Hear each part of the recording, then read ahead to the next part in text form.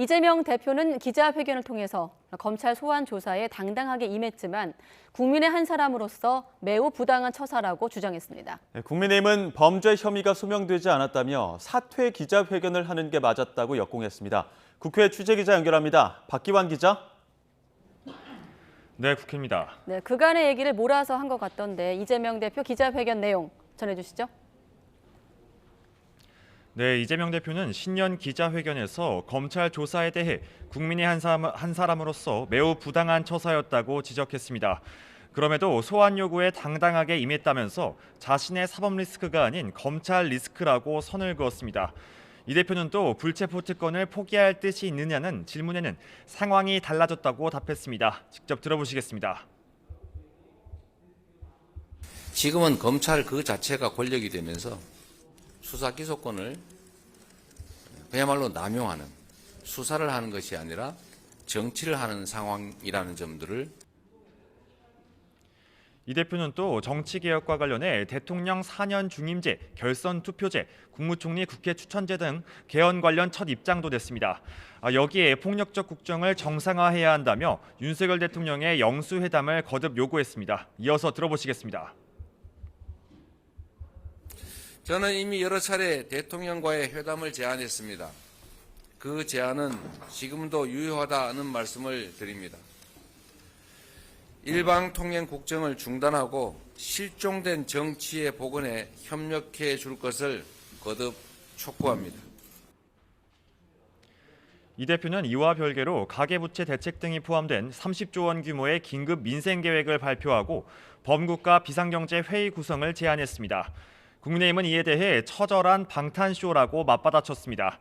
특히 개인 범죄 혐의가 소명되지 않은 상태라며 신년 기자회견이 아닌 당대표 사퇴 회견을 하는 것이 맞았다고 직격했습니다.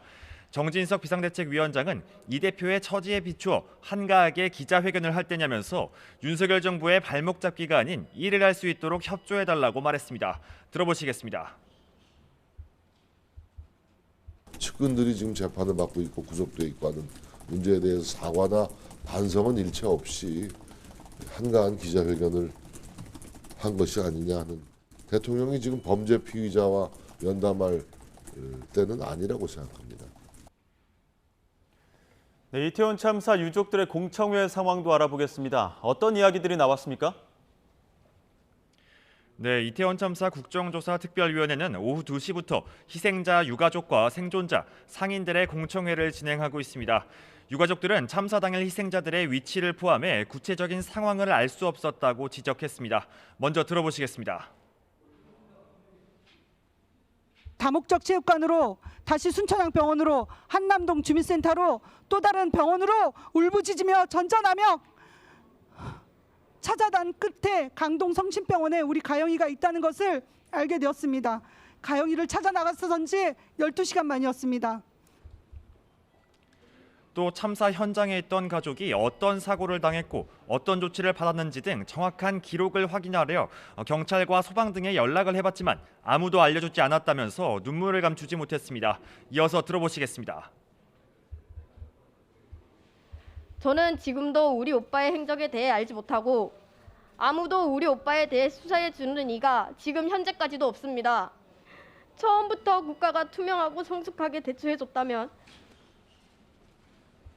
참사 이후 이어진 2차 가해의 고통에 대한 언급도 있었는데요. 직접 들어보시겠습니다. 저에게 2차 가해는 장관, 총리, 국회의원들의 말이었습니다. 참사 후 행안부 장관의 첫 브리핑을 보며 처음으로 무너져 내렸습니다. 결국 바뀌지 않는 사회와 매번 쏟아지는 망언들이 제 노력을 모두 물거품으로 만듭니다. 국정조사 특위는 오늘 공청회를 포함한 그동안 활동 내용을 토대로 국정조사 결과 보고서를 채택할 예정입니다. 지금까지 국회에서 YTN 박견입니다.